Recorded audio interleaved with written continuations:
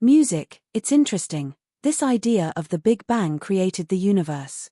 That's what Einstein's theory says, that's textbook cosmology, if you like.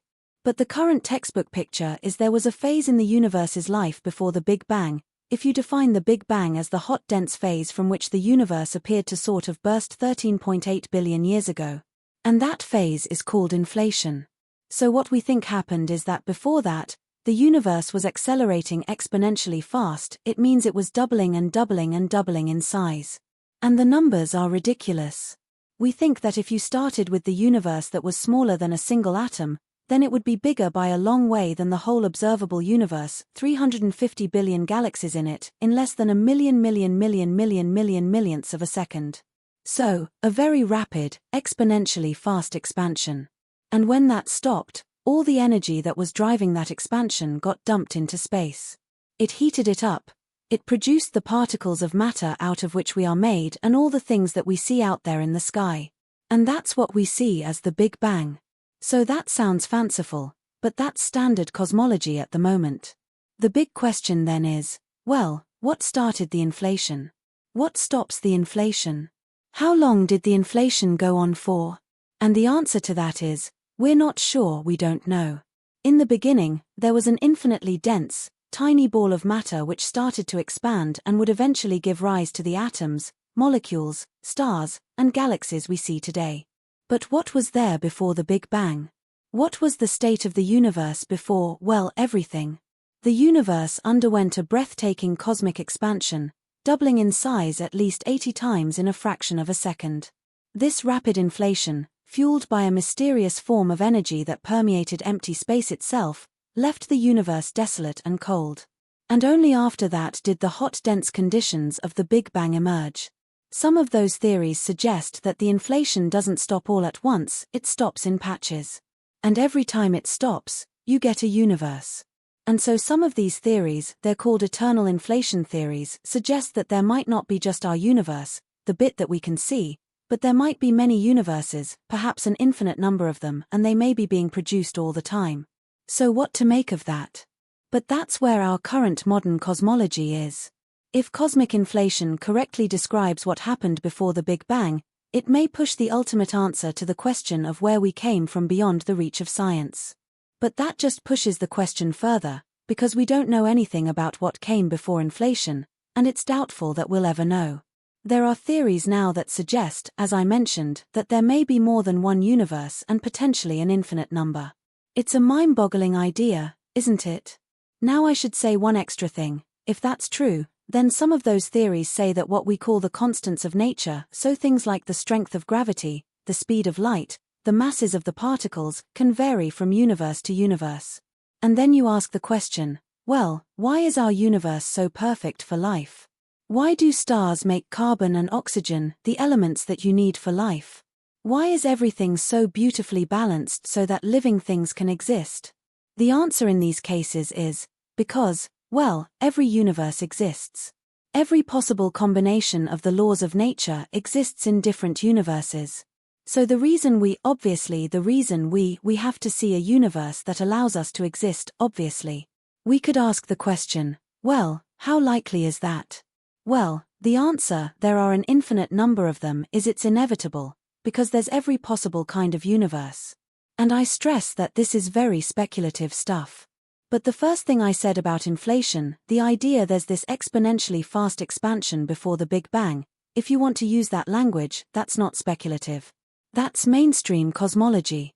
But this idea that may lead to multiple universes is more speculative, but it's still scientifically valid, and there are people who do research into that.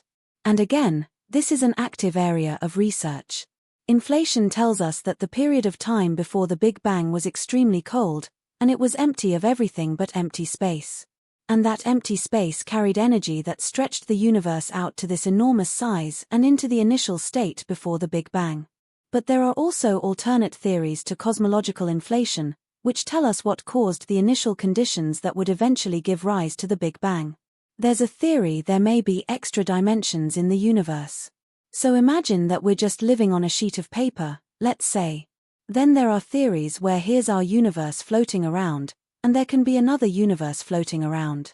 So there are more spatial dimensions, and we're just on a sheet floating around in this bigger multiverse. And then you can ask the question, what happens when they collide together? And one of the theories about what caused the Big Bang is that actually what it was two of these sheets, or brands, they're called. So they collide together and separate. And when they collide together, they heat themselves up, and you get something that looks like a Big Bang on that sheet of space and time, if you like. So that's another different theory for what happened before the Big Bang brands colliding into each other, giving rise to Big Bang's multiverse theories. These statements might seem extremely speculative and out of touch with reality, but they do in fact have mathematical reasoning behind them. And moreover, theories describing the very early state of the universe do have experimental support. The wonderful thing is that we're making measurements now. I should say the experimental basis for all this is something called the Cosmic Microwave Background Radiation, or the CMB. So we can look up into the sky, and we can see the oldest light in the universe. It was released at 380,000 years after the Big Bang. It's when the universe cooled down sufficiently for atoms to form, and at that point the universe became transparent. And that light has been traveling through the universe ever since. And we have a satellite up at the moment called Planck, a European satellite that's been taking detailed pictures of this light. And in that light, it's like a baby picture of the universe, like a baby scan of the universe in a sense. And so you can look to the universe as it was in its very earliest days and see different structures and different properties of that light. And they give you the clue as to what happened right back at the beginning of time, the beginning of the universe. And that's where these theories are getting their experimental support. The twin pillars of modern physics are Einstein's general relativity and quantum theory. To understand how the Big Bang emerged and what came before it, it is essential to unite Einstein's theory with quantum theory. Only if we obtain such a theory will we be able to answer the ultimate questions in cosmology, like what is space? What is time? What is the universe? And where did it come from? The most distant objects in the universe are 47 billion light-years away, making the size of the observable universe 94 billion light-years across. If you are wondering, how can the observable universe be larger than the time it takes light to travel over the age of the universe? The answer is because the universe has been expanding during this time, and this causes very distant objects to be further away from us than their light travel time. Most scientists think the entirety of the universe extends way beyond the observable universe. But is there anything beyond the entirety of the universe? Is there anything beyond the universe? Probably not. We suspect quite strongly that our universe could well be infinite in extent. Even now, a bit of the universe, if you just take our universe, it certainly, we're sure, exists far beyond the bit we can see. So why would I say that? Well, if you think about it, the universe is, that our bit at least, has been around for 13.8 billion years. That means that light has only had 13.8 billion years to travel from the bit that we can see to our eye. So we can only see as far as light has had time to travel. But we think there's a lot beyond that because of measurements we've made of how the universe is curved and what the structure of the universe is. So it undoubtedly extends beyond the little bubble that we can see. How far it extends? It's another great question. We don't know. But it could be infinite in extent. Taking into consideration the latest discoveries and measurements in physics, we have attempted to answer the questions: what was there before the Big Bang? How big is our observable universe? And what lies beyond the bit we can see? But are we forgetting something, an important question that naturally arises after we question the beginning of everything? How will the universe end? Well, the current best guess or best estimate is that it will carry on expanding forever. And the reason I say that is because actually the universe is accelerating in its expansion, which is a great mystery. Because before that discovery, we thought, well, gravity is always attractive, and so it should be, we've got all these galaxies in the universe, and the universe has been expanding since the Big Bang, and so it should at least be slowing down. And there's even a question: is there enough matter in it to slow it down so much that it stops and recollapses again? But this new discovery, that the universe is accelerating in its expansion, suggests that it will continue to accelerate, unless some new physics appears that we don't understand.